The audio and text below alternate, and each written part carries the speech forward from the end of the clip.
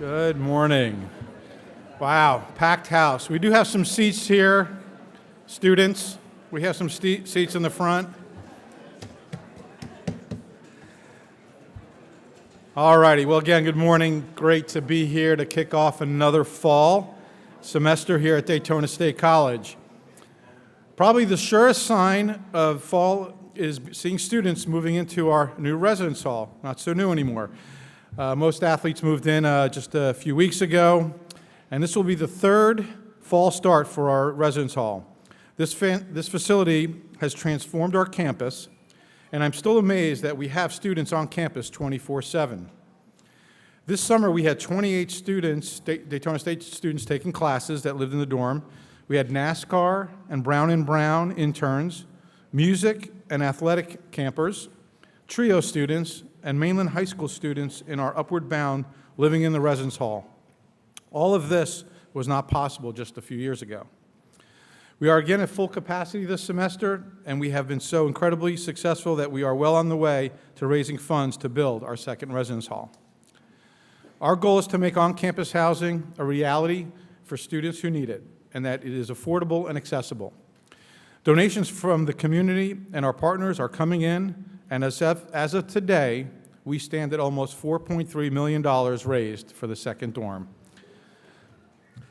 Very exciting.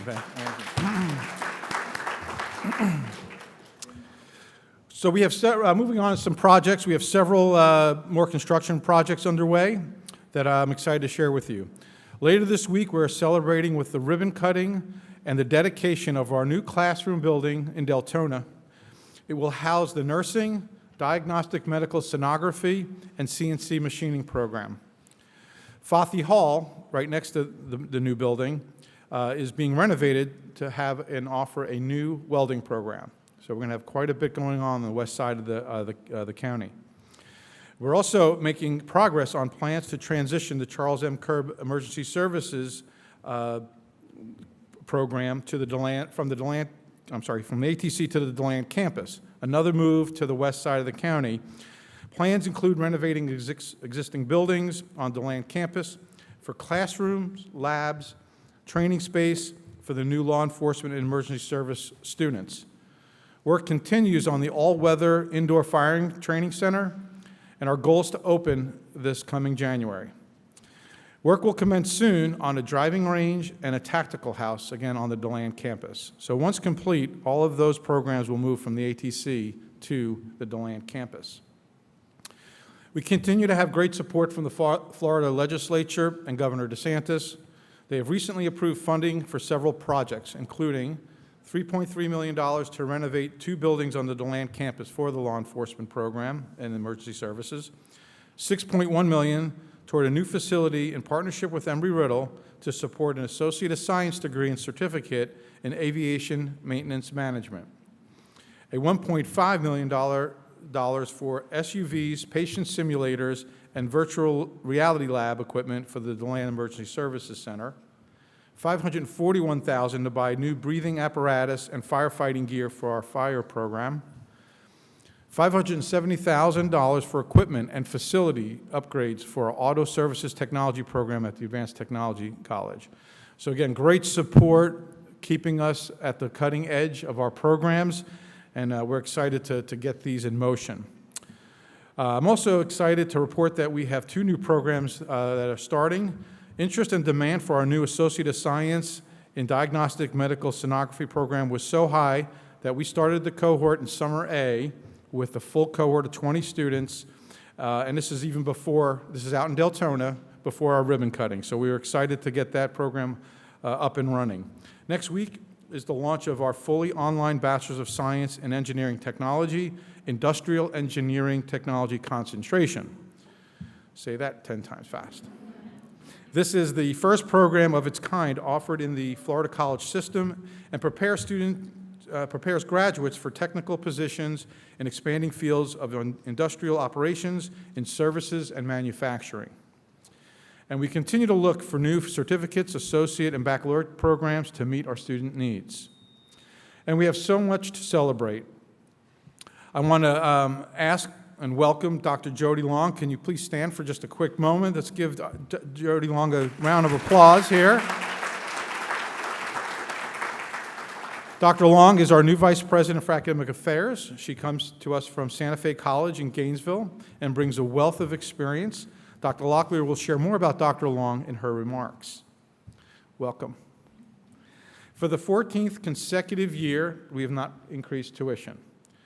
For the 12th consecutive year, U.S. News and World Report rank our online baccalaureate programs among the best in the U.S., and we are again the top-ranked non-university in the United States.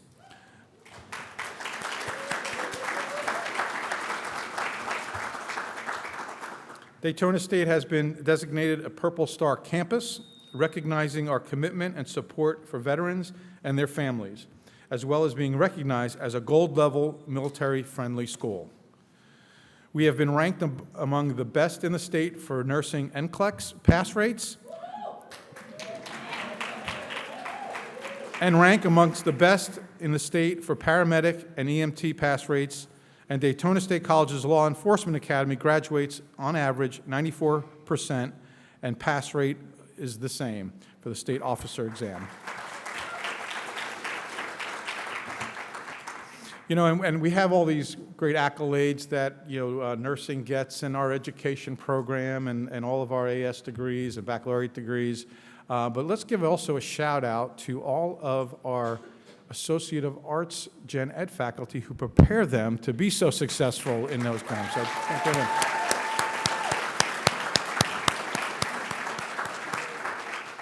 We all need that great foundation. All right, I want to recognize some incredible athletic teams that we had this past season. Our women's golf team continued a streak that has now reached more than 2 decades by once again capturing the national championship. Let's give them a round of applause. Now, mind you, this group is a bit special. These women's golf, typically even in our junior college league, have a lot of international students. We won this national tournament with an all-Florida team. So that is a lot to say.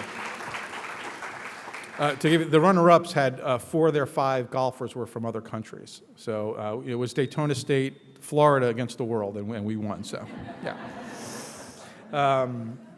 But this marks their 11th year in a row, either finishing first or second, and this is their 11th national championship for the Falcon program. Our men's and women's cross-country teams were FCSAA Region 8 champs, 4th consecutive for the men and 3rd for the women. The men's team also finished 3rd in the national championships. Women's soccer finished tied for the Region 8 regular season title. Our men's basketball team won their 2nd straight conference championship and finished with an outstanding 28-4 record. 5 of our teams made national tournament appearances, and 10 of our athletes were named All-Americans, so quite an accomplishment. But I'm even more proud of their academic front and their accomplishments. Our athletes' cumulative GPA was a 3.3, with 7 of our 11 teams earning a 3.0 and above. Our women's golf team, women's softball team, and men's baseball team took the FCSAA Female and Male Academic Team of the Year titles with a 3.82, a 3.81, and a 3.85 GPA, respectively.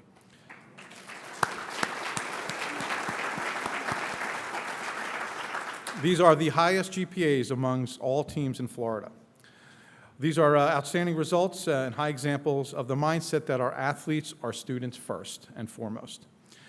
We have a full calendar of events this fall, including welcome back events on all campuses. Homecoming is the first week of October, and our annual Boots and Bling fundraiser for the foundation is October 24th. In closing, I want to thank all of you for your incredible commitment to our mission, the college, and our students. It's a great time to be a Falcon, and I would like now to move on to senior staff updates before we introduce our keynote speaker, Dr. Kate Denial. And first up is Dr. Eric D'Aquino. Thank you, and have a great, great fall semester.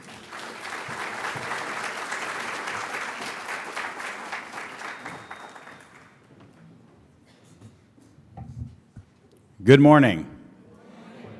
I get 6 beeps, then I got to be off, okay? So, all right. Thank you, Scott. Oh, sure. Will it work? Okay. All right, that was 2. He had to hand me something. Come on. Anyway, so we're just going to get this queued up. I know I never use PowerPoints, but we have some great stuff I want to share with you today. Actually, when we get to November, it'll mark my 7th year here at the college, which will be the second longest job I've ever had, and professionally speaking. And you know what? To me, I always think about time that my longest was 9 years, but to me, it hasn't seemed like 7 years, and it's been fantastic. I love the ride. I've loved being here, and I love working for the college and working for all of you, and it's been amazing. So first thing for some updates I wanted to share from a HR perspective, Dr. Michelle Goldis has been named our Associate Vice President for Enrollment Services. So, yep. So that was a bigger applause than I got. Clearly, she's more popular. Anyway, whatever. I'm not hurt.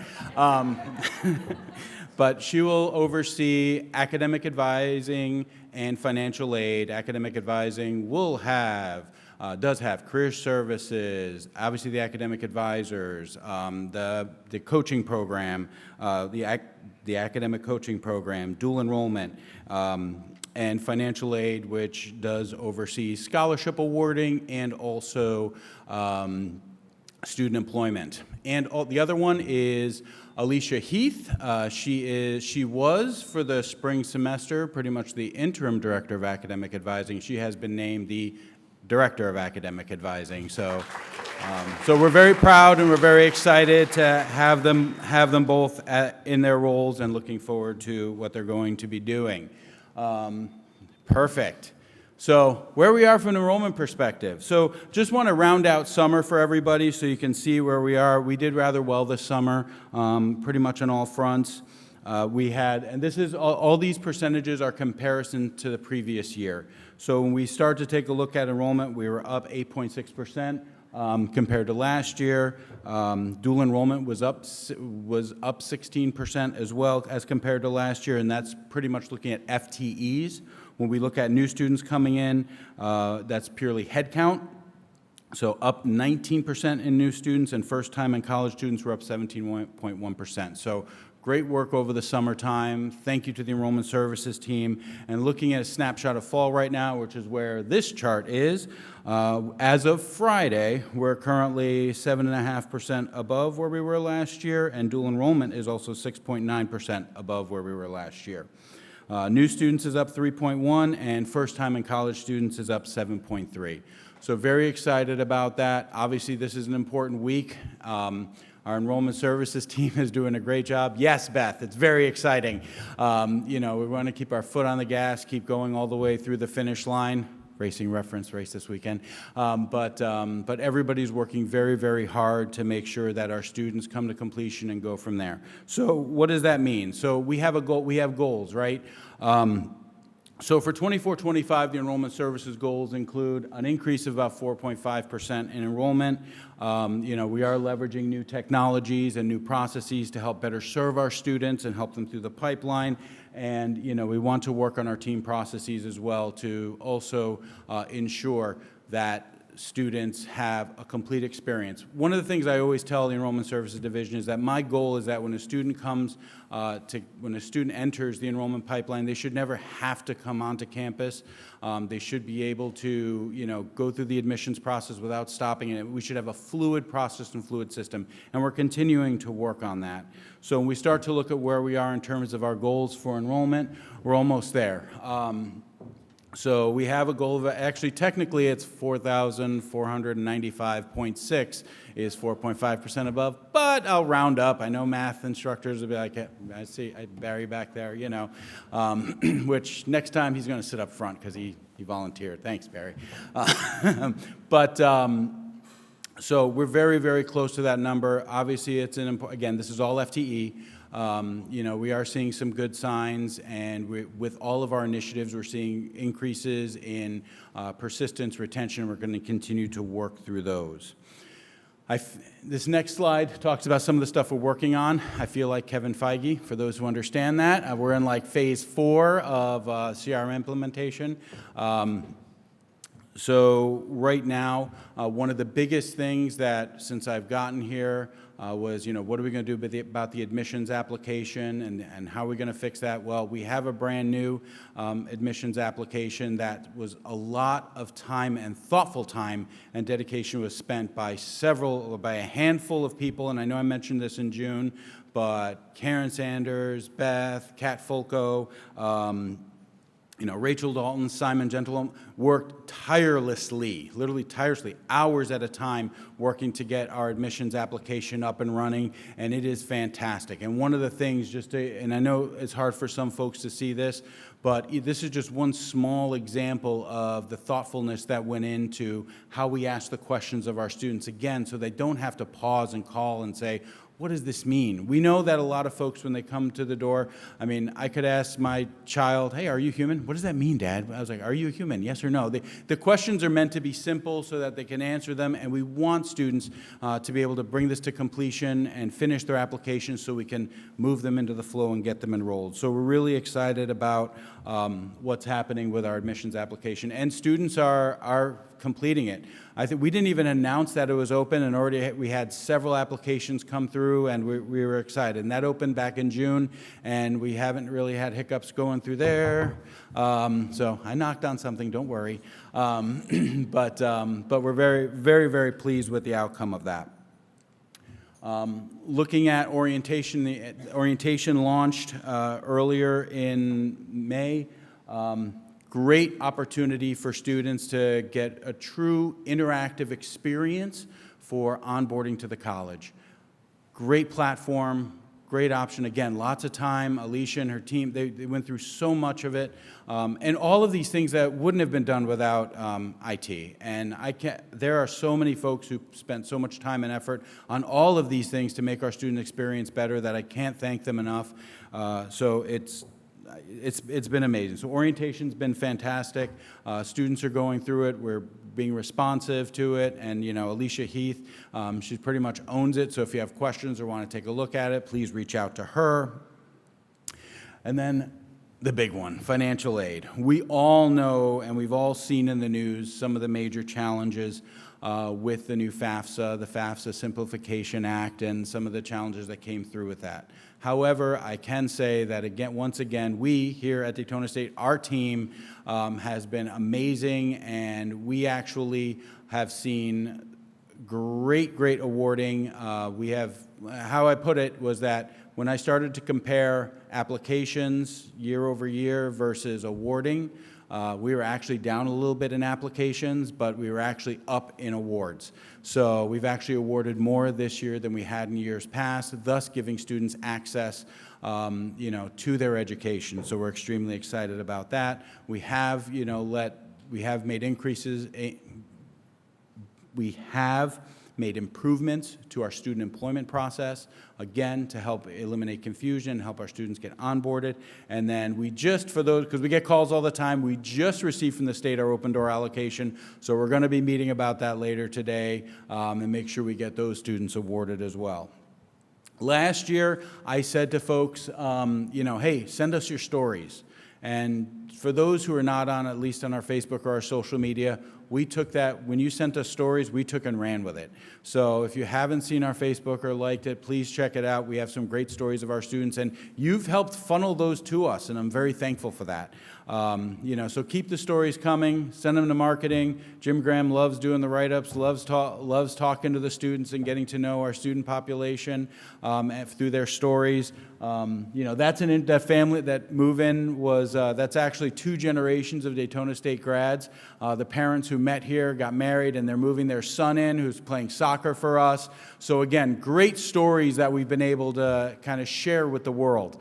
I mentioned this back in June during staff education days, was that I was listening in on a Council of Presidents meeting, and they were talking about, how great their impressions have been on Facebook, and they had 34,000 impressions on one of their posts, and then I compared about the same time, and we had 64,000. So we have such a broad reach through our social media, and we're doing our best to make sure we get it out there. And so again, if you have stories, share them with us.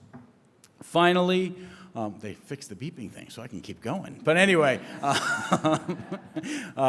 finally, I do want to share that why we're here and why we do the things that we do, okay? Commencement and graduation. Most people throughout my entire career, I've always said, I don't consider a student truly enrolled until the day I read their name as they cross the graduation stage, okay? That is our mission, to help students move on to that next step. Okay, as students show up here each and every day, and as they show up this week, and as they come to us, many may not realize it, but we know this. They're starting the next chapter of their lives.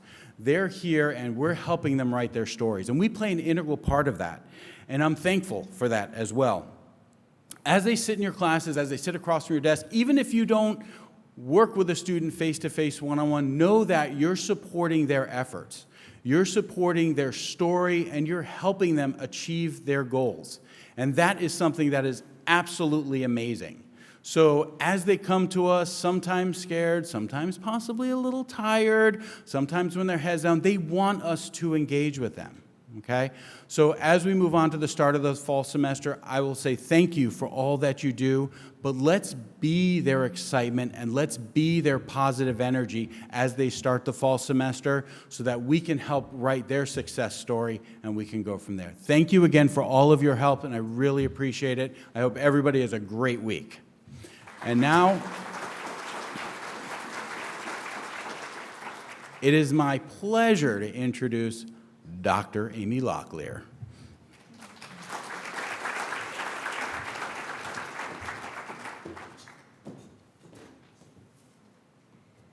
Thank you, Eric. Thank you, everybody. Good morning. It is great to see everybody's smiling faces back here, including those of you in the way back. I see you too. I have a few updates for you and some introductions. I want to start with some new administrators. The first is Dr. Michael Daniels. Dr. Daniels, would you stand? Here he is. Dr. Daniels is the new Associate Vice President for the College of Business Engineering Technology. He started in June. We're very happy to have him here, and he is on the front row. Thank you very much, Michael. Next, Dr. Jennifer McCann. Where's Jennifer? There she is. Jennifer is the new chair of dental sciences, and we're overlapping this semester because the current chair of dental sciences is not gone yet. Pam Rodilla, would you stand up? She's retiring this December. After a wonderful career here, so if you need any dental questions asked, you've got both of them here for this semester. So welcome, Jennifer. As Dr. Labasso mentioned, we have a new Vice President of Academic Affairs, and that is Dr. Jody Long. And I'm going to invite Dr. Long to come up and talk to you for just a sec, but let me tell you a little bit about her. We selected Dr. Long after a national search. We were very happy to have her as an applicant, and when we interviewed her, we felt like, yes, this was absolutely the right choice. Jody comes to us from Santa Fe College, a sister institution in the Great 28, and an Aspen Award winner, I'll just point out. Jody has been an adjunct instructor, a tenured professor teaching anatomy and physiology, and a department chair. She spent 10 years as the associate vice president for their School of Health Careers, so she's very well seasoned in the Florida college system and our institutions, and most recently she was vice provost for academic innovation and strategy. So she has touched all parts of college life here, and we knew her from her work with CSA and the statewide groups that we all move in. And so let's give her a big round of applause and a welcome. Jody, come on up.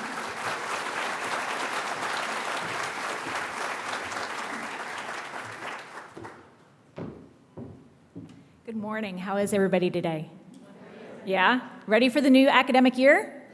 Yes? All right, excellent. So it is my distinct pleasure and honor to be here with you all today. Today at Santa Fe, the students have shown back up. We have a whole nother week to catch our breath here, which I think is fantastic. And I'm super excited to come alongside you all and work with you on behalf of all of the students and the faculty and the staff here at Daytona State. I could not be more pleased than I am to come in here today with you all. So Dr. Locklear had asked me to share a little bit about myself, and I wasn't quite sure what all you would want to know, but I won't take very long because I know we have a packed agenda and an excellent keynote coming up in just a few moments. So if you have read anything in the paper, I think most of it was true. But I did finish my last degree from the University of Florida, and I will go ahead and tell everybody that my sports affiliations and affections fall in different areas. And so we can talk about that on Thursday if you want to come to the meet and greet, if you have any interest in knowing more about that. I think I'll probably disappoint everybody in the room. So we'll save that for another conversation. But I am thrilled to be here, and again, my background was in exercise physiology. If anybody wants to come by and talk about age-related muscle wasting, I can go on for hours about that. I have found that much like when I was, quote, an expert in pre- and postnatal fitness before I had ever had a child, that I felt like I was an expert also in age-related muscle wasting, and now I'm getting to experience some of those things firsthand. So I appreciate if anybody ever wants to come by and talk a little shop, that's great. In the meantime, I'm super excited to work with all of academic affairs and to be here at Daytona State. Y'all's college is, and now my college as well, is one that I have watched and have tracked for many years here in the state of Florida. And I'm sure Eric can attest to the fact when he and I had a conversation, my spouse had recently moved to Orlando for a position, so I was looking for things that were somewhere between Daytona and Tampa. I was kind of open to whatever was going to happen. But when I realized there was this position that was available, and I thought, oh my goodness, I could actually be at Daytona State. Are you kidding me? I have watched the excellent work that you all have done for so many years, and I'm just so excited to now be part of it with you all. I think it's a great day to be a Falcon, just like the sign says outside, and so I'm delighted absolutely to be here. We have not officially moved yet, so if you're like, where are you living? I don't know yet. We are working on that, and so hopefully in the next few weeks we'll be able to figure that part out. So in the meantime, I'm not living out of my car. Don't worry, it's fine. So anyway, I hope that you all have time and opportunity on Thursday to come by. I'll share a little bit more about myself there and then get a chance to meet you all, which I'm very eager to do so that I can have lots of faces and names put together. It might take me a few weeks, but we'll get it all, and then I'll have it up here, and then we'll be able to do some great work together. So thank you all so very much, and thank you for giving me a few minutes to say hi.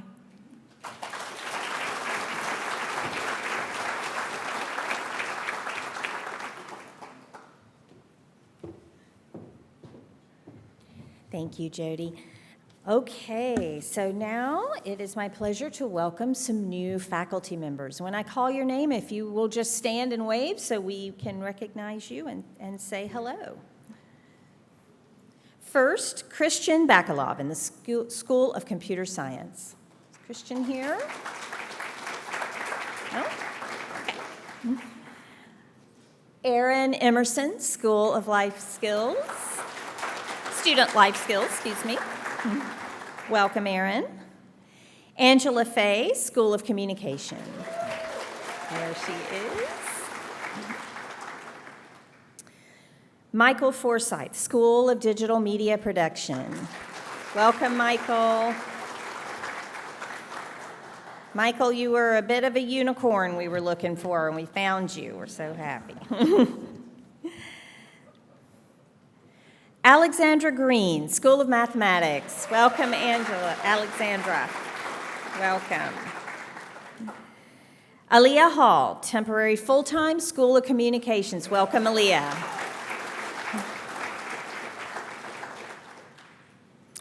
Amber Laster, School of Mathematics. Welcome, Amber.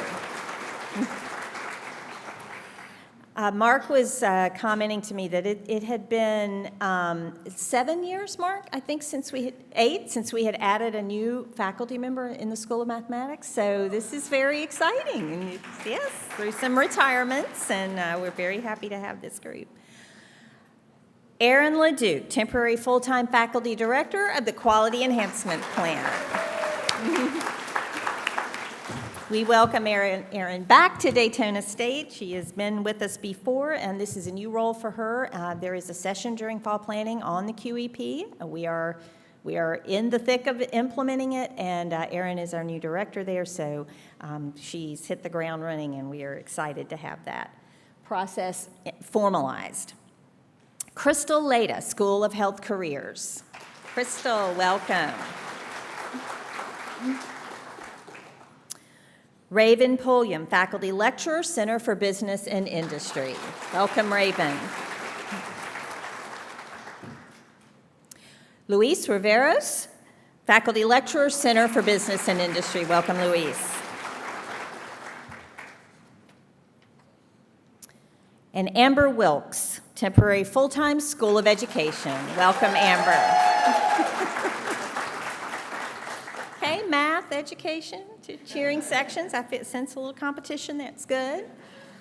And finally, a new librarian on staff, Claudia Davidson, that's librarian for outreach and instruction. Welcome, Claudia. A few highlights for fall. I know it seems like we've been doing this for like 2 years, but we finally got the official letter, "We are reaffirmed," by SAC-COC. Yes. I want to thank Dean Alicia Alexander for all her work in leading this charge, but many of us, probably almost everyone in this room, if not everyone, worked on some aspect of the reaffirmation. It is a huge project, so we're very proud that it is complete and was very successful. And now we start a different one because we will be switching our accreditation to a new accreditor, the Higher Learning Commission. And this is a very large accrediting body, but so far so good. The standards look doable, reasonable, not that different from SAC-COC. They are a little different, but nothing that we can't handle. So we're getting teams in place. Alicia's already on it, and we will start that process. You won't hear a whole lot about that for a little while, but so rest and enjoy the SAC-COC reaffirmation. We'll let you know later. Dr. Labasso mentioned several new programs in development. We are also looking at a couple of new bachelor's degrees. I won't announce anything on that yet, but very happy to have these new programs that he mentioned, and we're not stopping there. We are continuing to look. I want to bring your attention to a new group that formed this year, the AI, or Artificial Intelligence Governance Council. If you are a member of this council, could I get you to stand, please?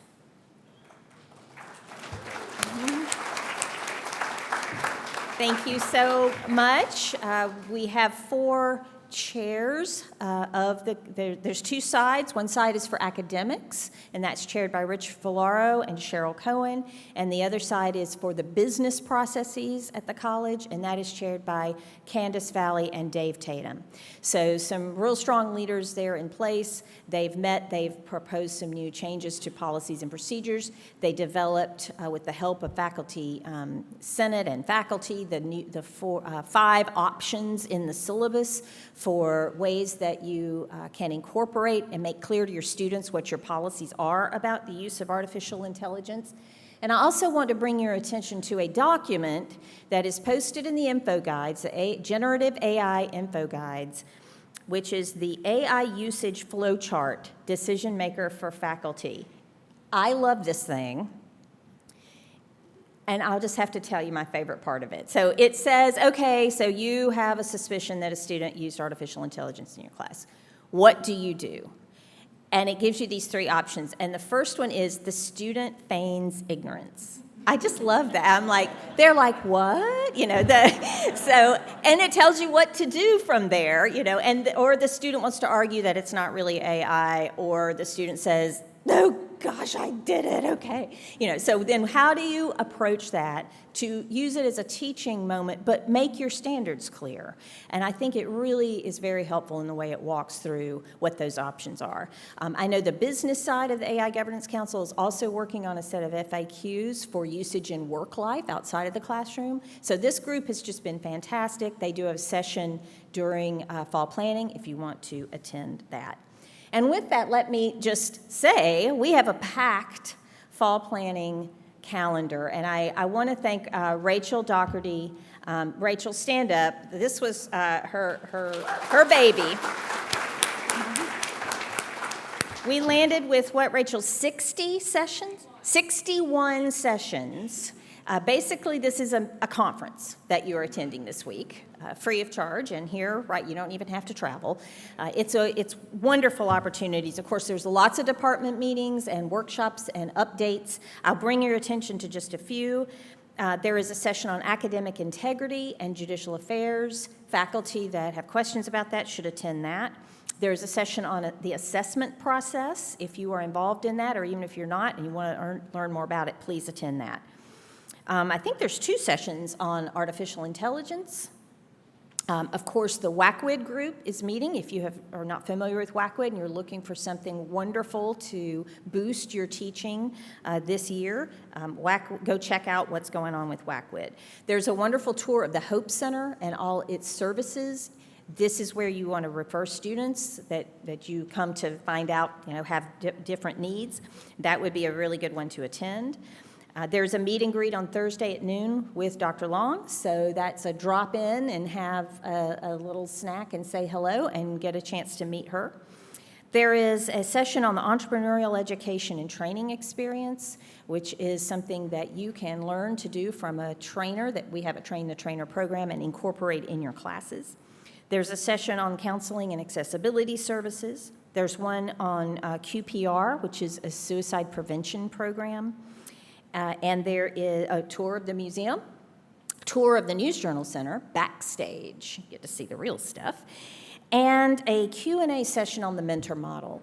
If you are considering applying for continuing contract or promotion, please attend the mentor model Q&A. This is where you need to come to find out how this process works. If you're a brand new faculty member that I just introduced, I'm just telling you, you got to go. Please go and understand it. Dr. Barnes here is leading that charge. There she is, and she will be glad to answer all your questions. It's a really important process. It was created by faculty. The Faculty Senate produced this process. It's faculty-driven, and it's rigorous, and I'm very proud of it. I think the faculty did a wonderful job creating this. It's been tweaked a little over the years, so just to make sure you understand it and what you need to do, please attend. A few exciting name changes. And the whole 3rd floor of the Weatherall building is probably cringing right now. What is she doing now? She's changing a name. Because it does affect a few things. But we're excited to announce a few name changes to kind of modernize us and better describe the functions of these offices. So you're familiar with the Division of Online Studies. This is now the Department of Academic Innovation.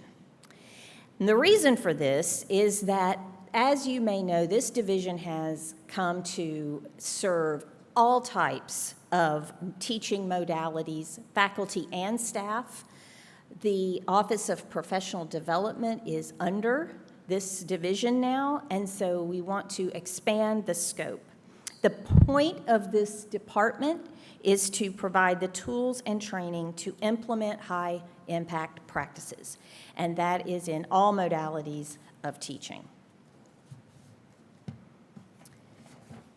And that leads to a name change for what you all affectionately know as the FIC, or the Faculty Innovation Center. You have to learn a new acronym. This is now the Center for Innovative Teaching and Learning. Yay! Yes, Cheryl tells me this is pronounced CITL. which is, gotta say, a step up from sewer. Sorry, Dr. Floda, but I mean, sewer's a thing too. But CITL is a great acronym. So this is your new name for this beautiful and wonderful place. CITL supports the mission statement of the college, promoting continuous and innovative improvement, and it offers a broader view of best practices in teaching and learning in every modality. Because they got really busy, they also have proposed a new name for the Office of Professional Development. Professional development is a commonly used term, and it tends to mean like steps to advance a career. So thinking a little broader than that, it's steps to advancing a career, but it also supports all faculty members and staff, faculty and staff, all employees, growth and development. So the new name is the Department of Learning and Development. This department will support, and actually has always supported, all employees to empower growth and development. It supports a culture of continuous improvement, and it promotes an engaging workplace. So this department is led by Rachel Doherty, and she is reporting to Dr. Cheryl Cohen. And so these are the changes that have encompassed this part. And you can, of course, go to the open house at CITL and learn more about these changes, but you'll start to see these names pop up. Okay, here is an exciting time to announce our Moving the Needle Award. And Dr. Labasso, if I could ask you to come up and help give this award.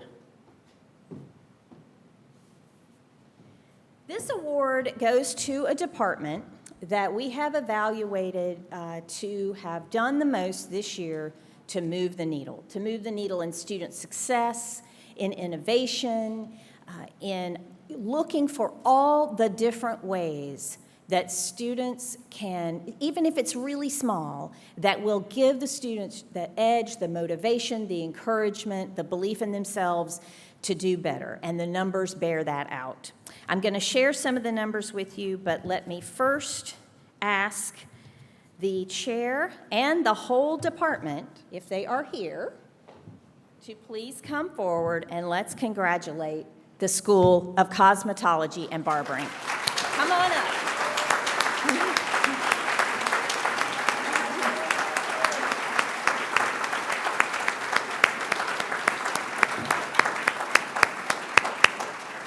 Come on.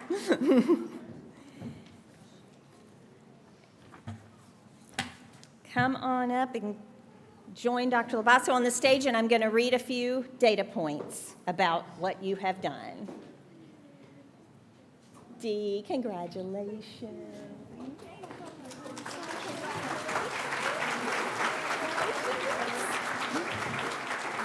Come on up. All right, let's share some data. They have increased enrollment. And if you remember COVID hit this department really hard because it's a hands-on, face-to-face thing. They did all kinds of things to make this work for students. And we've seen enrollment, it struggled during COVID, but we have seen it increase steadily every fall since then. Look at the persistence increase. Persistence is going from fall to spring. We don't measure fall to fall retention because this is a one-year program, but we measure persistence from 76% to 86.8 in 1 year. And this is a big group of students as well. An increase in course success rates and an increase in the number of graduates. Look at that, 139 to 163 in 1 year. Yes. Other things they have done, consistent high licensure rates, because they can't go to work until they have passed that exam. Alumni participation, that's very telling. The alumni come back and talk to the students about the experience that they had. The use of technology to engage students, right now, among others, using the Remind Me app. Involvement in the community. haircuts for the homeless, showing up at the open houses, bringing all the gear, showing the community what we have to offer.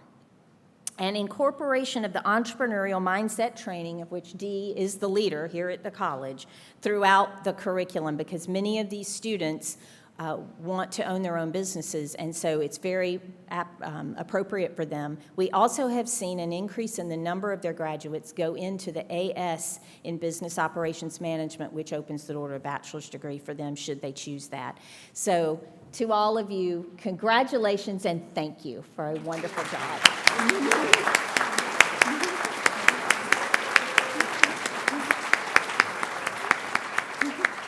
You can get and frame and hang your certificate. We appreciate all that you do.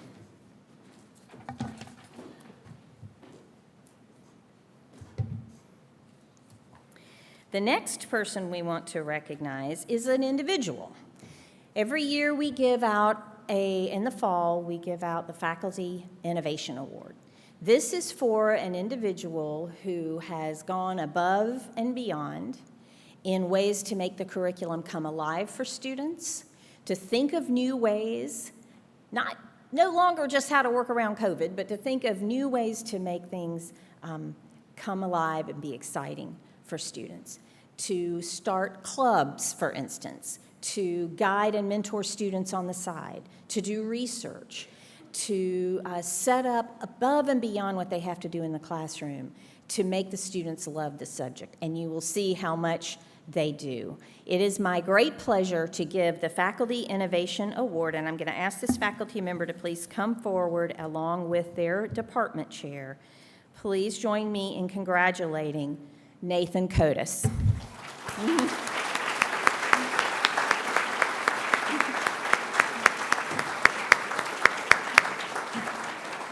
Nate is the Assistant Chair for Office Systems and Paralegal Studies. He has set up mock courts for his students. He has done extensive research, and golly, I even bug him by calling and asking him legal questions. Thank you. Congratulations. Yeah, thank you. Here is, if we can get, Jem's making pictures. Congratulations, and Max, come on, Max Nagel, who's department chair.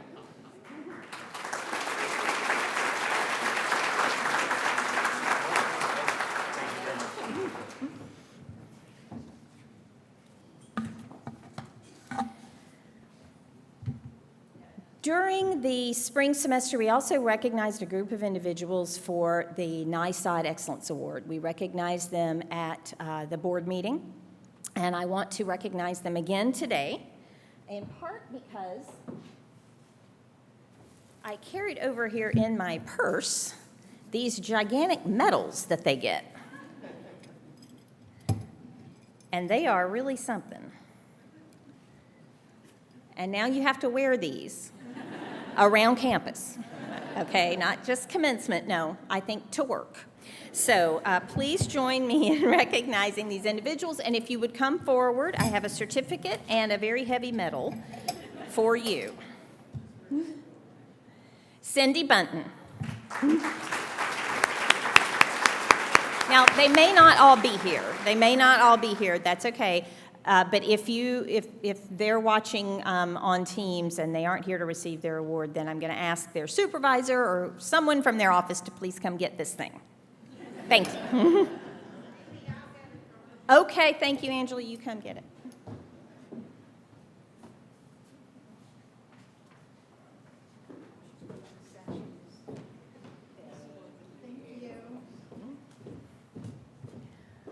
Rachel Dalton, Systems Analyst, Information Technology. IT is making the college run at the moment, right? Evan Doyle, Director of the Charles Kurb School of Emergency Services.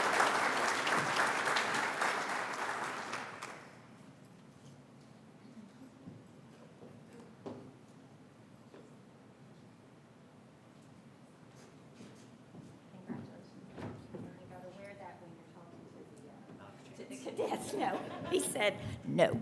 Okay. And Eris Inman. Oh,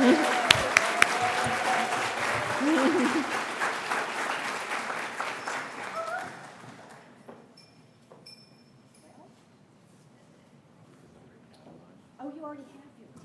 You don't have a medal.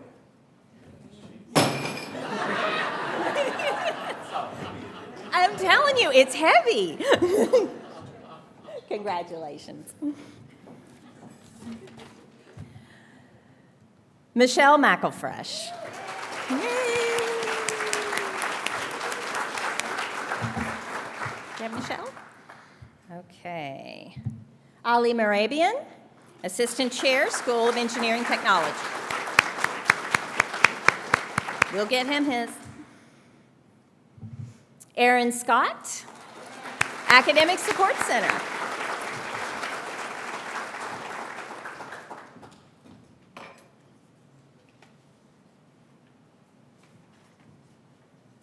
I'll give it to Levon. You can take it down to NSB. Okay.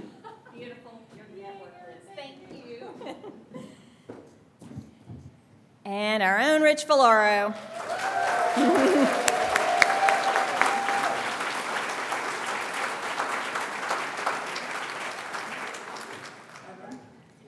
And Rich, I think you should wear this as you do your walk around campus.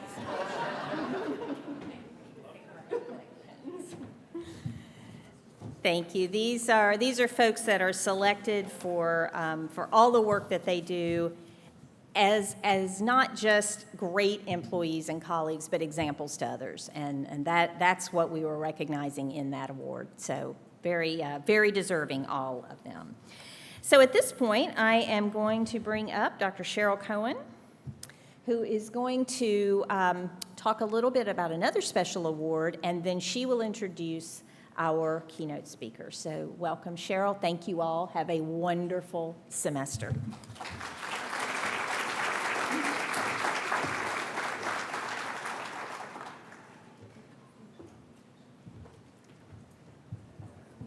Okay.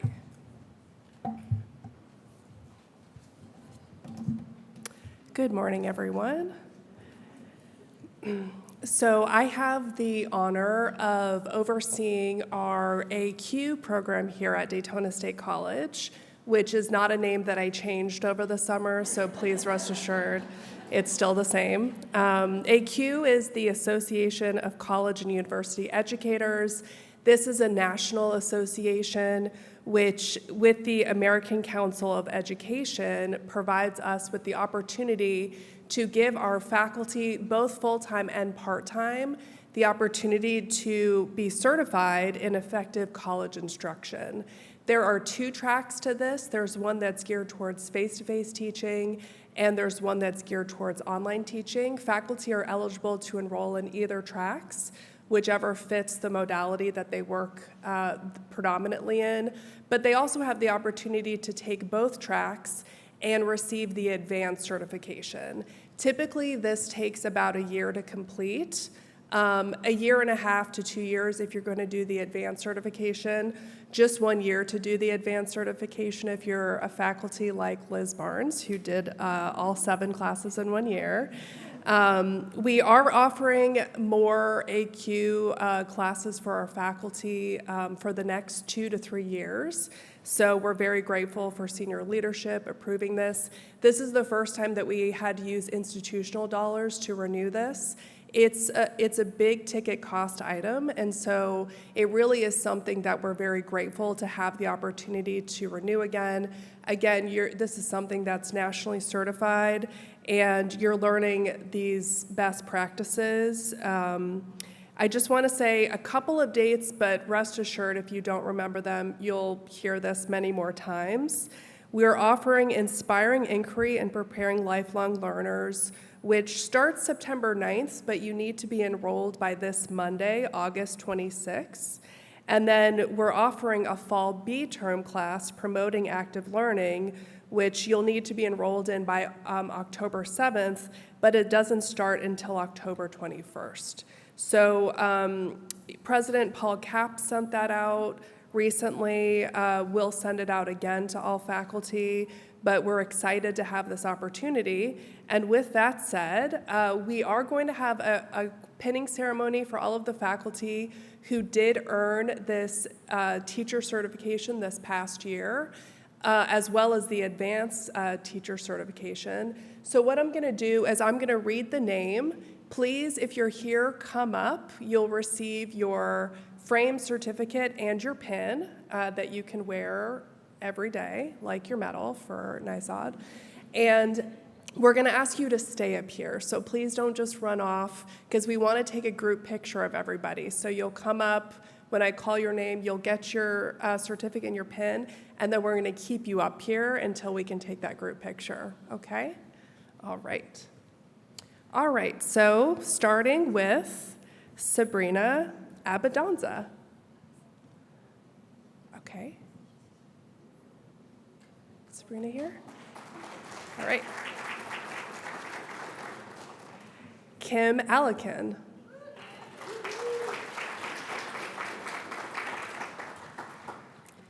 Katie Ullman.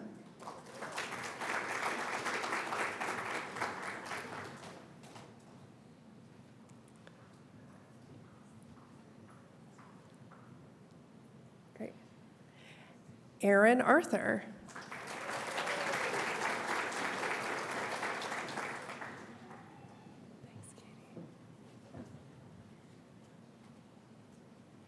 Dr. Elizabeth Barnes.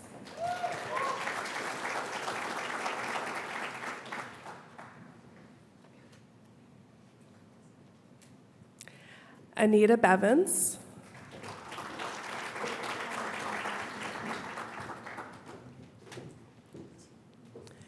Gabby Booth.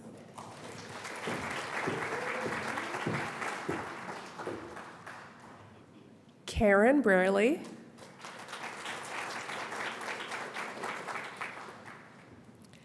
Christy Bravos.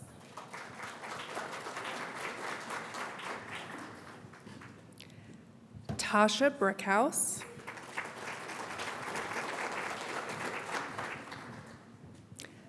Dr. Taryn Brown.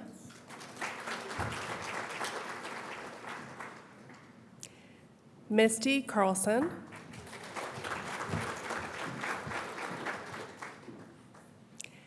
Jamie Dodge.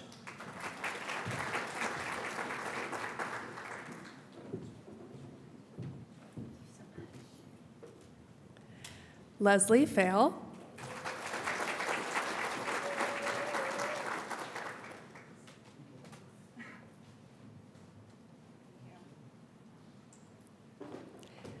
Lisa Field.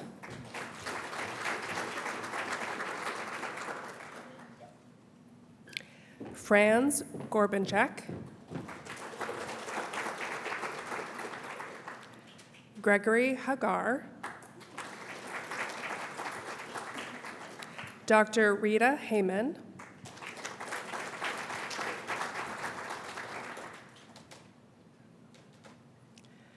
Dr. Pat Herndon.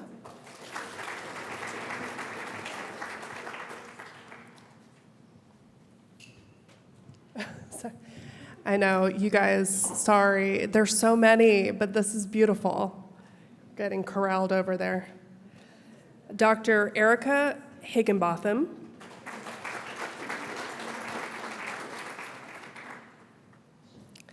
Dr. Michael Malott.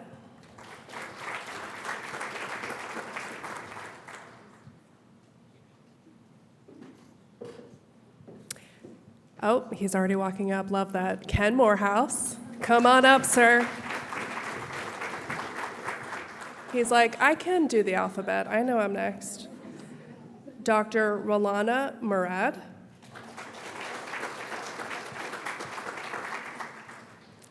Dr. Amy Osman.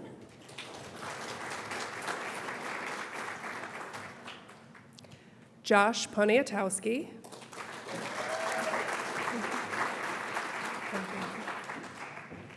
Rachel Rebnick. Dr. Chris Smith.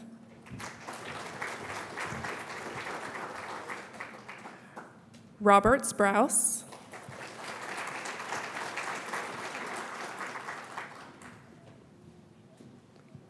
All right, I'm going to slow down, give Kobe a chance to grab these. Going too fast, Kobe.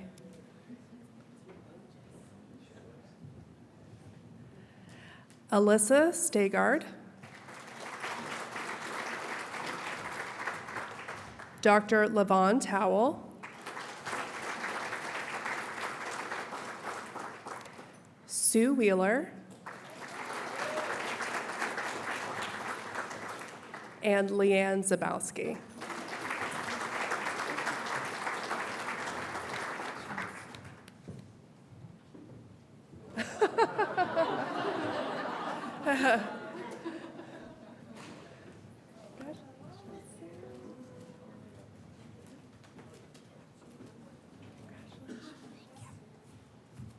All right, now we're going to take a quick group shot. I'll get in the back of the hall.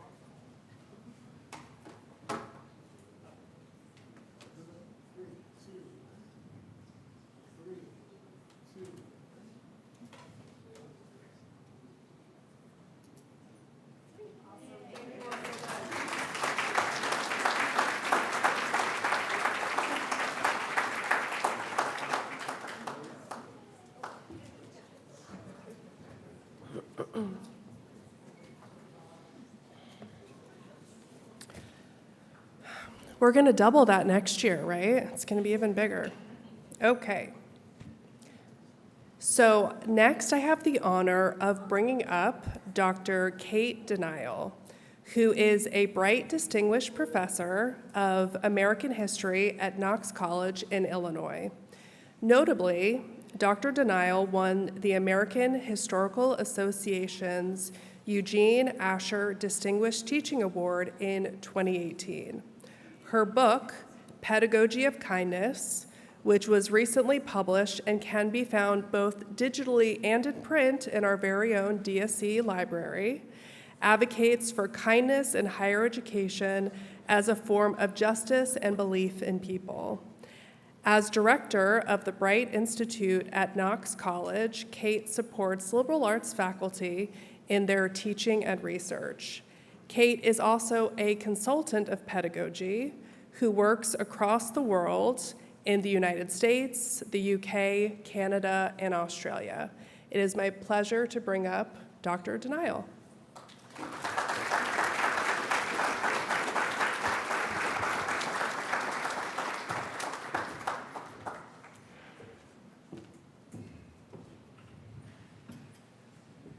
Hello, everybody. It's on. You need your clicker too. It's on. I'll turn you up. Okay. Just a second. All right. Good morning, everybody. Thank you for such a lovely welcome here today. We are going to get my slides up here and get going. Please feel free to shake out. I just had to pop my back before I came up here. If you need a bathroom break at any time, I can testify to the fact that you can still hear what's going on in this room while sitting in the bathroom.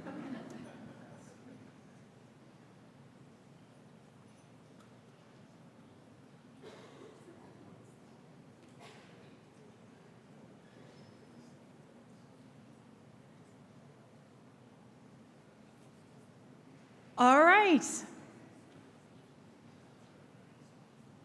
You can access these slides, if you would like to, at the following shortened URL or using this QR code. It will take you to a view-only version of the slides, but you can make a copy, and then you can keep notes. You can see all the alt text that is embedded in all the images, and use it in any way that is useful to you. So I will just hang a second till I see the cell phones go down.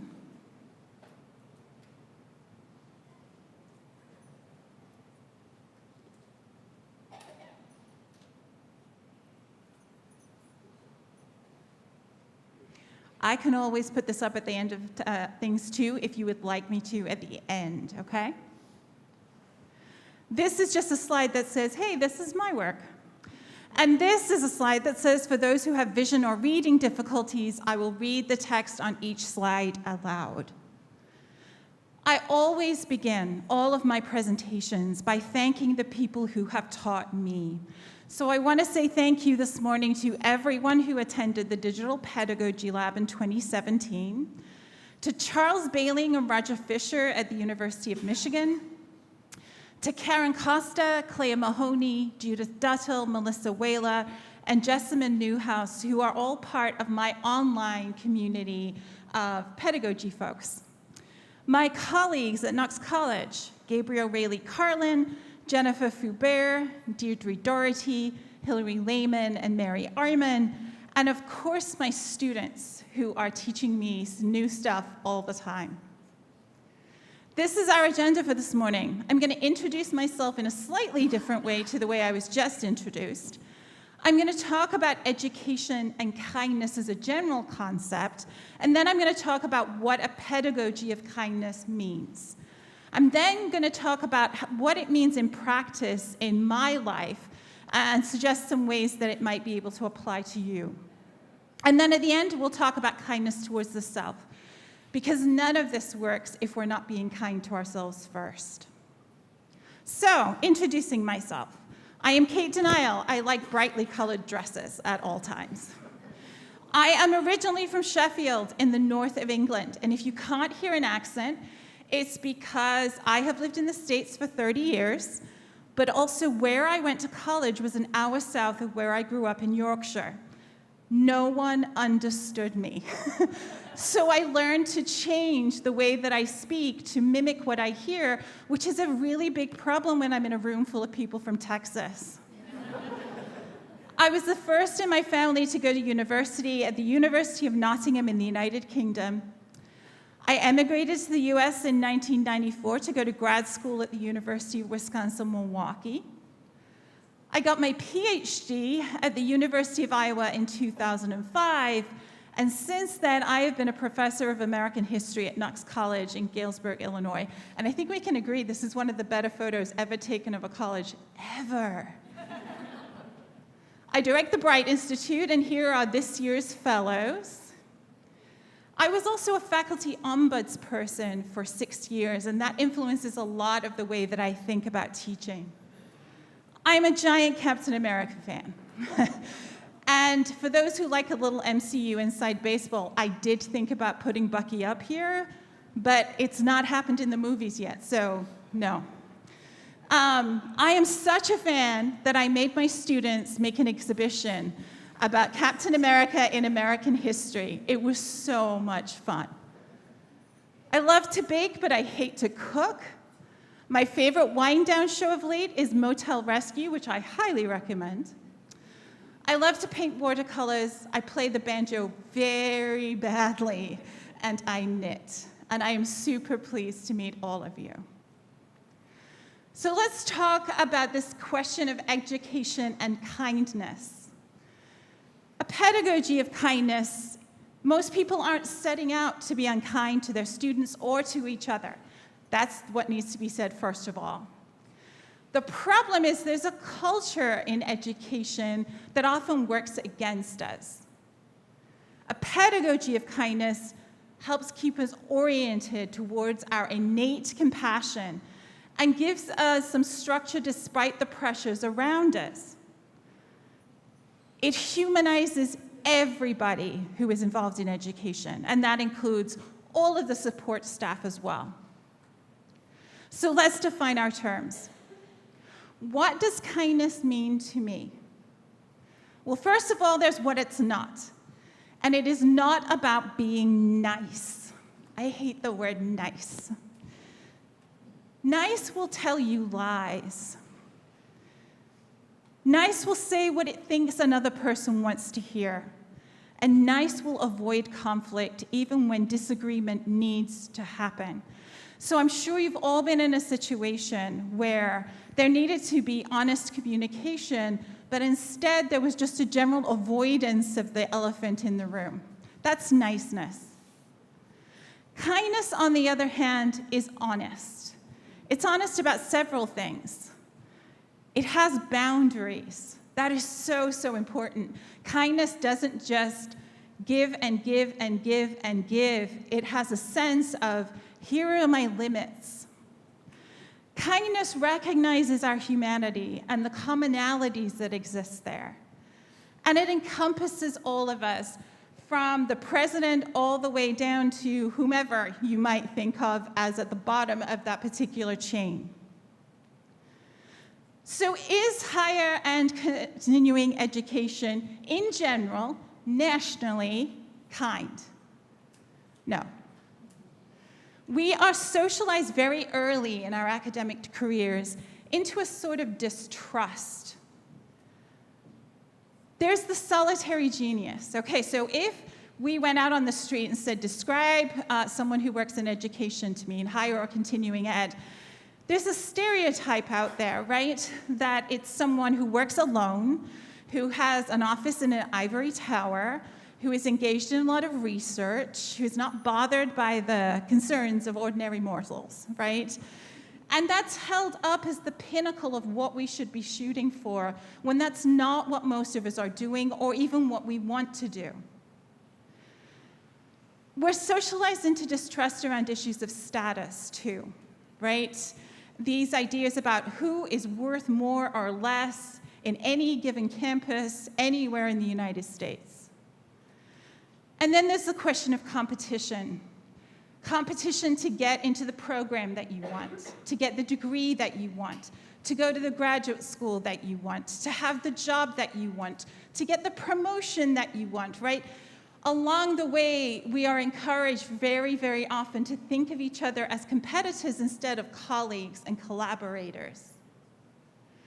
These are not the only hallmarks of education by any means, but they are commonalities that I see as I travel around the United States.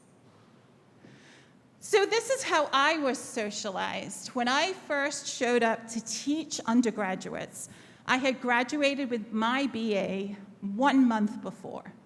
And I walked into an American classroom not knowing anything about the American system and dependent upon other people to give me good advice. This is the advice that I got. Students are our antagonists. Students will plagiarize. Students will cheat. Students won't do the reading. And students will challenge their grades. Basically, I should suspect students of something nefarious at all points in time. A thread of mistrust ran through absolutely everything I was encouraged to think and do. Now, this word trust is really, really important to the stuff I'm talking about today. But it's interesting, the words we use when we talk about trust. We tend to talk about trust being built, and we certainly talk about instances where our trust has been broken. We also talk about it as something that someone might earn. But I want to suggest today that trust in every single instance is something that we risk. That doesn't matter whether you've known someone your whole life and you're still trusting them, or they are a brand new person standing in front of you. You are risking something when you trust them.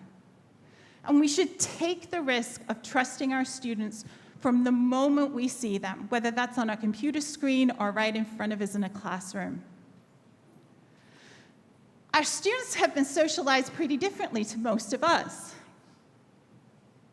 There is increased pressure for them to earn really high grades, especially in high school. That pressure has only got more acute. There is a strong correlation among students between self-worth and a grade. So I have a lot of high school students who show up in my classrooms, and for the first time, they are not the straight A student. And it's not just an academic issue to them, it's about who they are.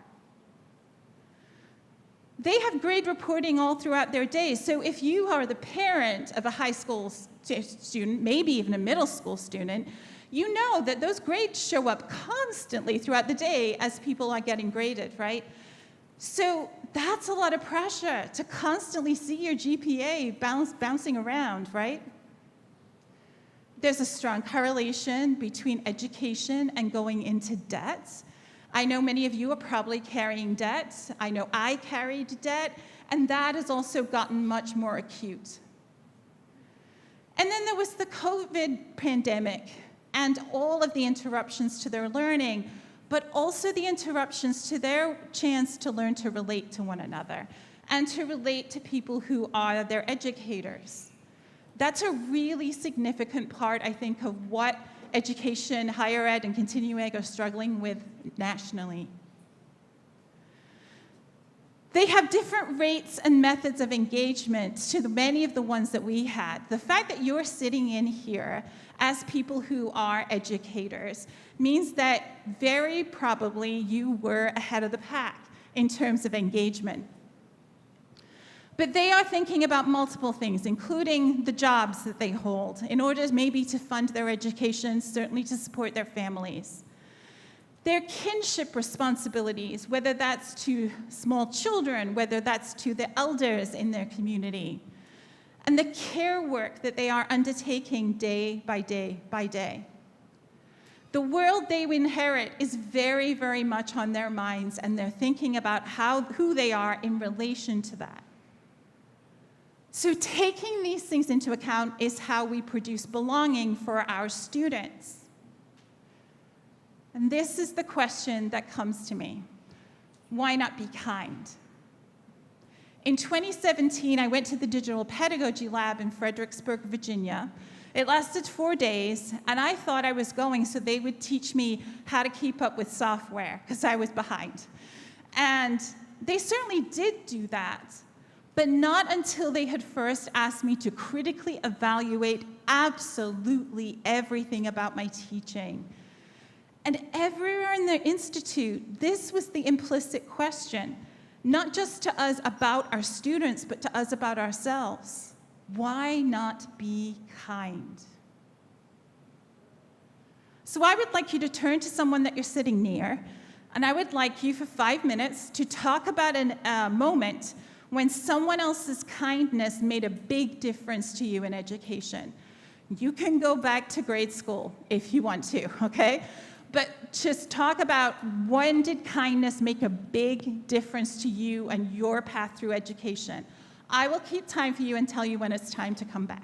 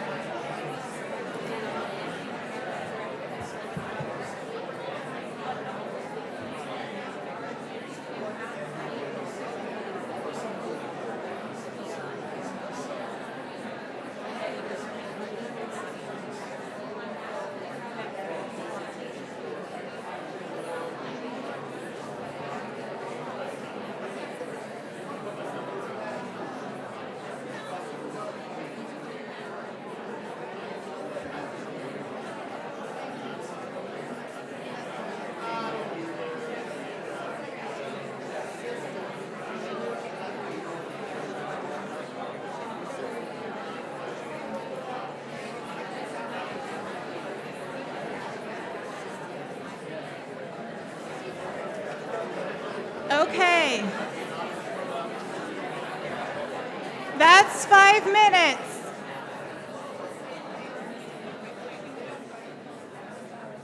Thank you, everyone. The energy in the room was something to see.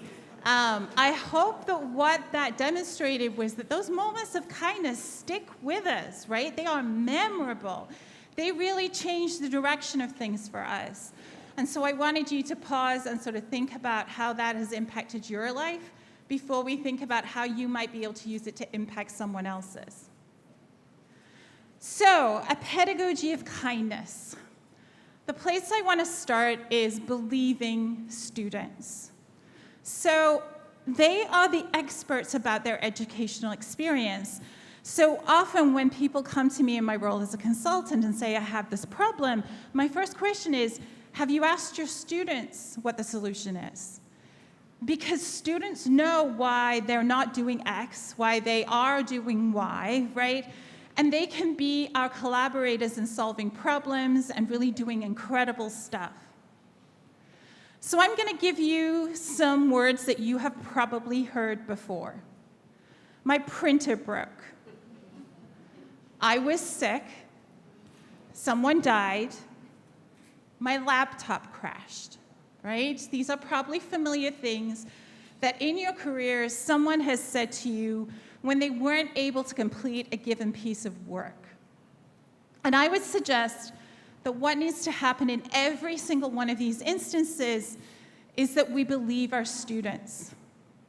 Now, I always get a question at this point where somebody says, but what if they're going to pull one over on me? Now, that is a risk. But I would suggest that the greater risk is that we might disbelieve a student who is in genuine crisis. I like to deal with outlying situations as and when they arise, rather than have suspicion of all my students from the outset. So, what if the laptop did crash? What can we do? There's also the point that even if students are lying about that particular thing that they told you, they didn't get something done. And that means there's a problem that needs our attention, that needs to be addressed. The second thing about a pedagogy of kindness is believing in students. So this means believing in their creativity, their thoughtfulness, their capacity to learn, and being collaborative with students on their learning, which is one of the greatest joys of an educational career. So what does this look like in practice? I want to have a disclaimer that these are coming from my experience and my teaching life. So being a history instructor may not be directly applicable to your situation, right? But I'm hoping that you will be able to see places and ideas, things that you can adapt and apply as is right for you. So you remember, this is how I was socialized to be a teacher, right? To suspect students of nefarious things at all times, to anticipate that they were going to screw up, and then to think about how I could head that off at the pass. So a very legalistic sort of framing of what I was doing. So how did I learn to do things differently? The first way is that I was part of a project in Iowa called Bringing History Home from 2001 to 2011. We worked with kindergarten through 5th grade teachers, and we taught those teachers how to do historical research. Not just to read other people's ideas and think about history, but to do it.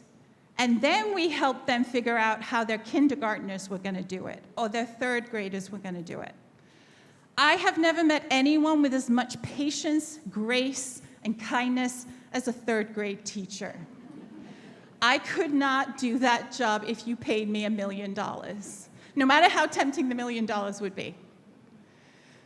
The second thing that taught me how to be kind was learning from my colleagues. My colleagues have all kinds of specialties. They teach all over my campus. They have amazing ideas. They have experience dealing with things that I don't.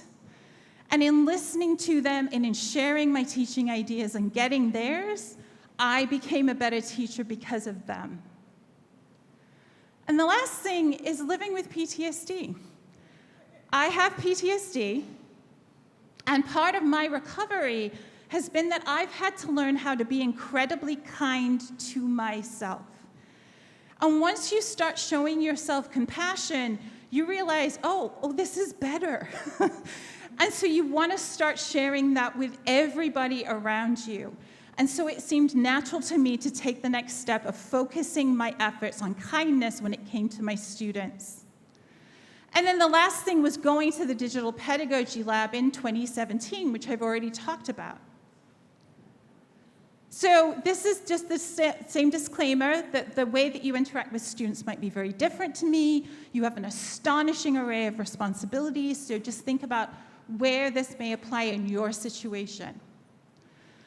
But here is a syllabus of mine from 2017, and this is before I went to the Digital Pedagogy Lab.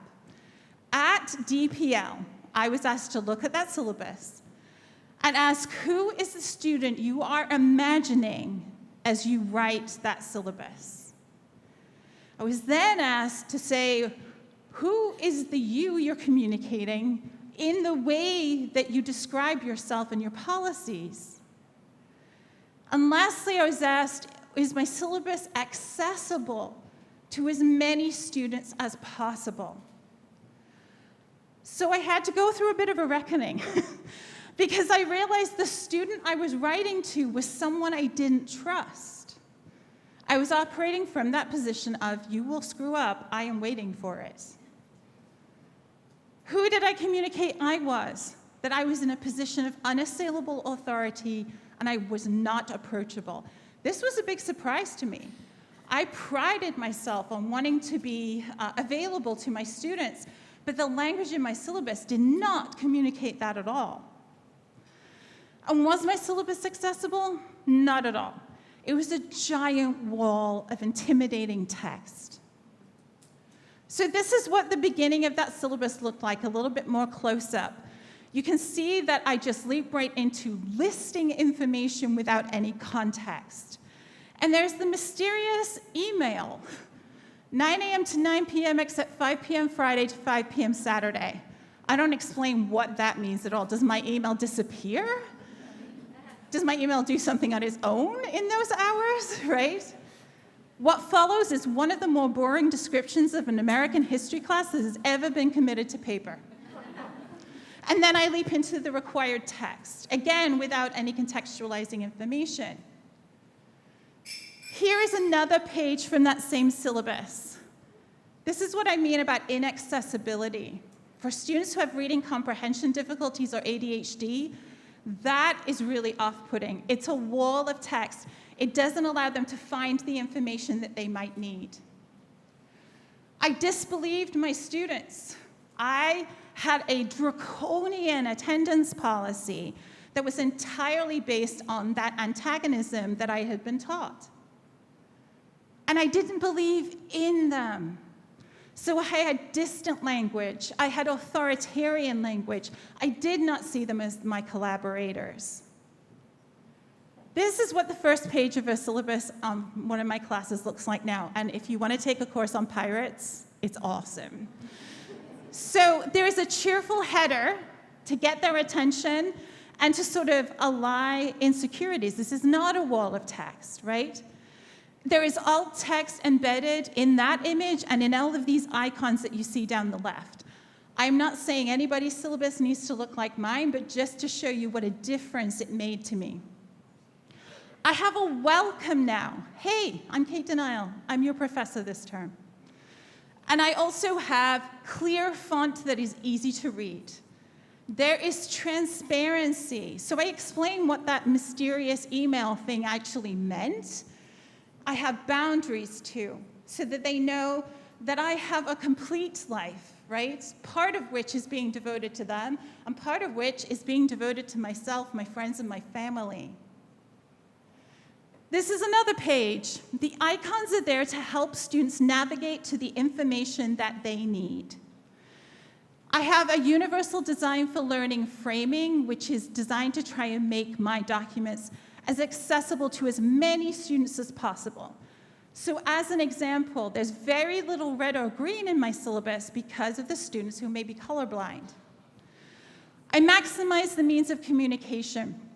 I give them links to emails. I give them links to web pages. I tell them the phone number. If there was WhatsApp available to me, I would give them the WhatsApp information, right? I'm trying to make it as easy as possible for students from a variety of backgrounds to reach out and get the help that they need. Here's some specific language change. Remember I said it was so distant and authoritarian?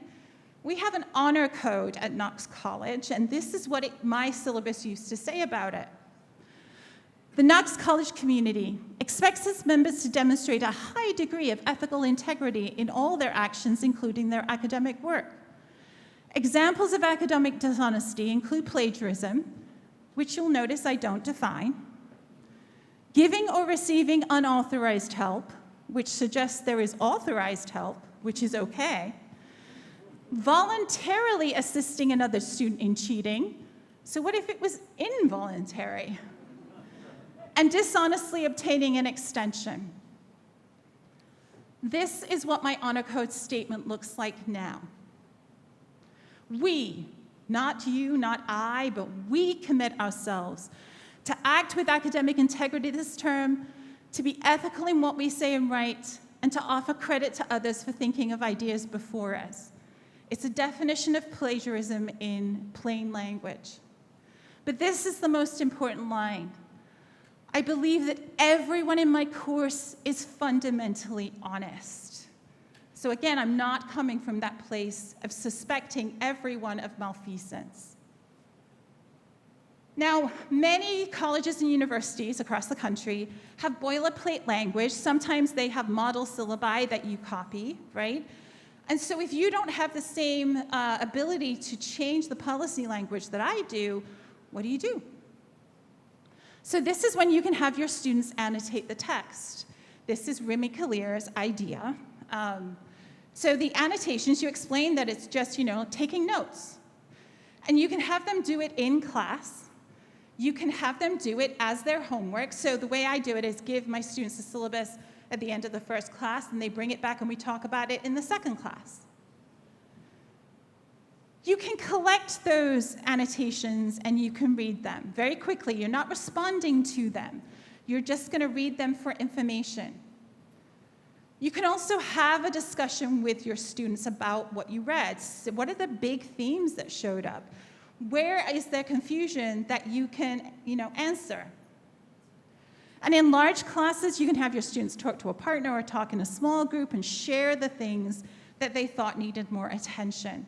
This gives students an opportunity to talk back to the syllabus, and it makes sure that they read it.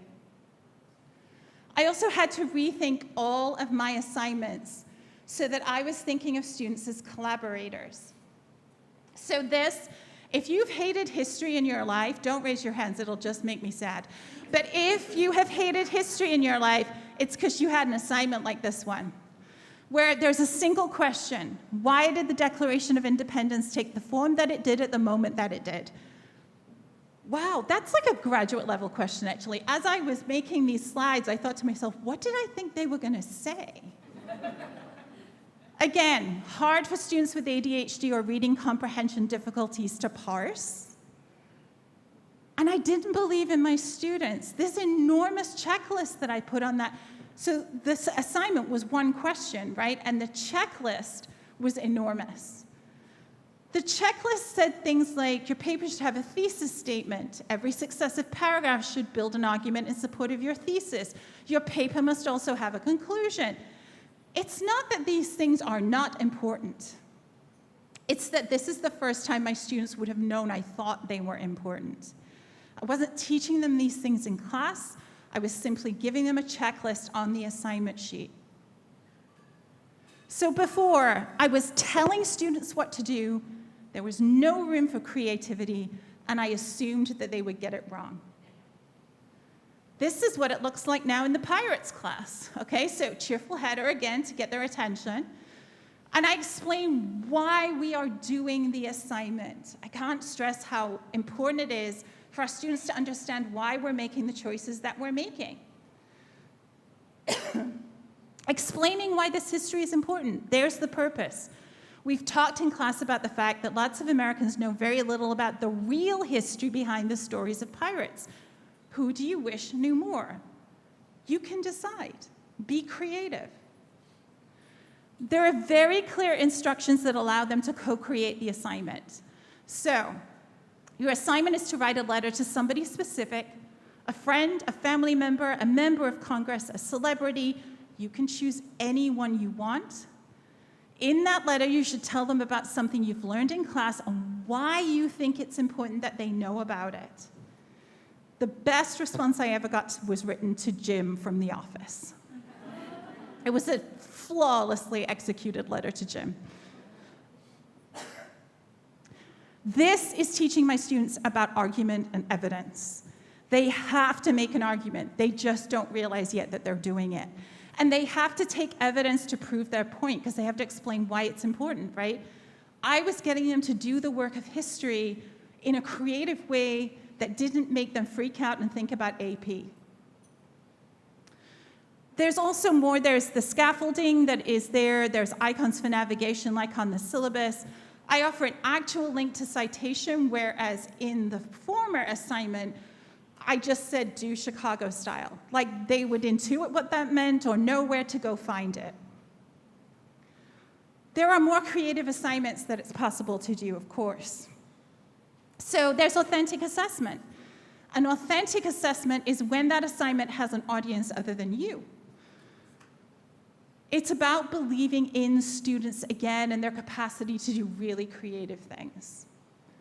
So at Knox, we have Biofuels Week. This is not something I teach, just lest anybody's like, wow, she has a second career in chemistry. No. General chemistry students create a biofuel together. The organic chemistry students identify its components, and the physical chemistry students perform combustion tests to determine its efficiency. This is what some students said about that experience. This lab teaches me how to work as a team member and how to communicate effectively, which is important for my career as a research scientist. We have a chance to learn not only technical skills, but also interpersonal skills. I think my experiences in all of my labs leading up to Biofuels Week helped prepare me for this. Because we were working with general organic and physical chemistry, there were concepts that I learned as a first year that came back up that week. I have my students do authentic assignments too. They made a website called beforeknox.com, which is about the history of Western Illinois before our college was founded in 1837. They did research and they wrote blog entries about the research that they had undertaken. They made an incredible timeline with primary sources attached to it. And this is an example of one of the blogs that they wrote with a primary source embedded in there. And this is what made it authentic. That website is still up. It will remain up. And this is an email from Anaruta Moya, who is the project director of the Indigenous Digital Archive, who wrote to say, this helped me in my work. And this really mattered to students. It's also about having students co-create their classroom experience. That's really easy for some of you, right? If you are in certain health sciences, for example, it's all about doing, right? But here's how I did it in a more traditional class. Every time my students read something, they turned in an ungraded reading reflection. I asked them how much of the reading they had done. It was not punitive. I didn't really care in some ways how much reading they had done. I just wanted to walk into the classroom knowing, was I dealing with 50%? Was I dealing with 25% on average, right? And then I asked them, what did they learn? What is important that we talk about? And what left you confused? I had them turn these in with enough time for me to then take that information and use it to structure my lesson. So they saw the feedback loop. And they saw that the things that they said were important about the reading became things we explored further in class. It changed the entire dynamic of me assigning reading. So I want you to think about one thing you can tweak: a policy, an assignment, a practice, a document that will help you emphasize kindness in your teaching. So turn to someone near you and chat, and I will once again keep time.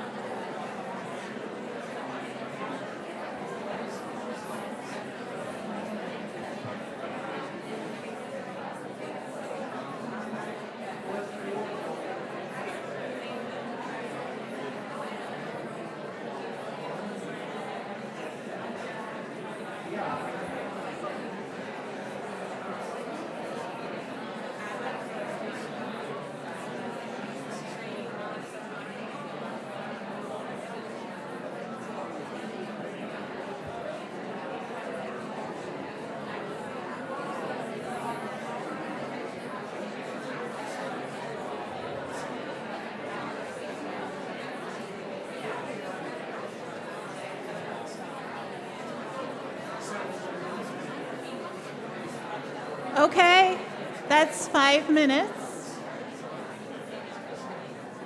Thank you for sharing your ideas with one another, and please let's have these conversations continue after today.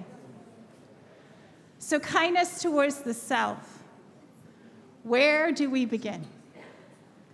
So, kindness towards the self includes some things that are really, really essential before you choose what your kindness is going to be. It means incremental change. Don't burn things down and then try and raise something from the ashes, right? Make one change and see how that impacts what's going on in your classroom. And then make another change, right? Little changes add up to enormous shifts. It's about recognizing that you know your job and what is necessary and workable for your particular situation. It's about knowing the boundaries that you need and that are going to work for you and your particular situation. And it's about giving yourself time and space to reflect and to think. So as I've gone around the country, I've collected ideas from faculty about like, okay, well, what is a kindness that you could do? How can you start filling your own tank before you start to fill others? And here are some of the things they said. Set your email hours and communicate them really clearly, right? It is not incumbent upon anyone in education to be available 24/7. So say when you will and will not be available and communicate it really clearly so that there are not misunderstandings. Take time away from email. These are related but not the same thing, right? As you saw on my mysterious syllabus with its 8 till 9 p.m., right? I try and take a day away from email every week, at least one, right? Depending upon your schedule, depending on your family responsibilities, depending on a whole wealth of different things, that might not work for you. Maybe you need to take an afternoon. Maybe it's that you take your email app off your phone so that you're not getting pinged with notifications all the time, right? Whatever works for you. Taking time for lunch or taking time for dinner. I once went to a campus that will remain nameless, but I said take time for lunch, and everybody reared up and gasped.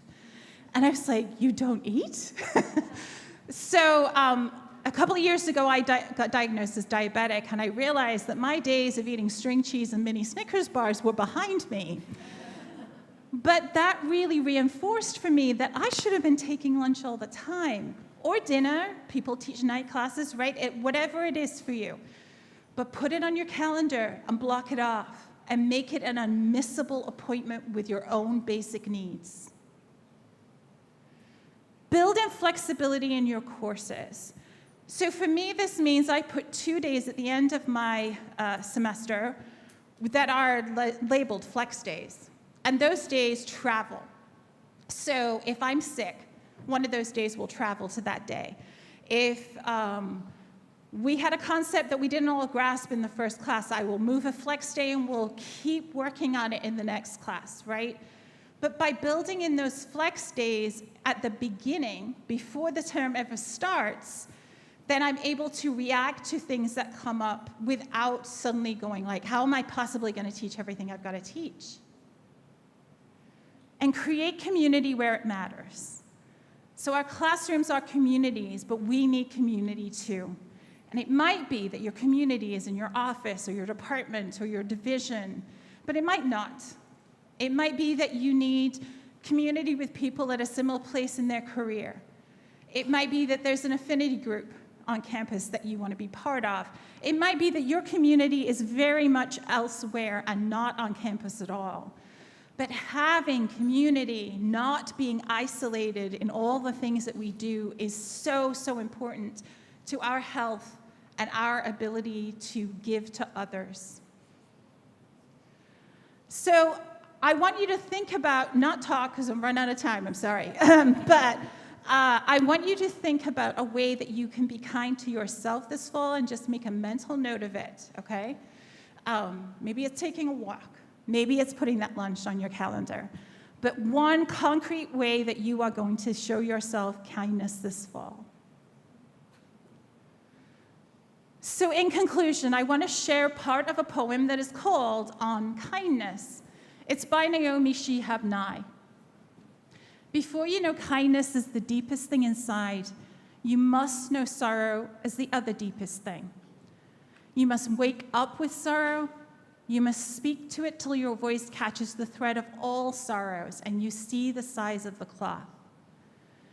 Then it is only kindness that makes sense anymore. Only kindness that ties your shoes and sends you out into the day to gaze at bread. Only kindness that raises its head from the crowd of the world to say, it is I you have been looking for, and then goes with you everywhere like a shadow or a friend. Thank you very much, everybody.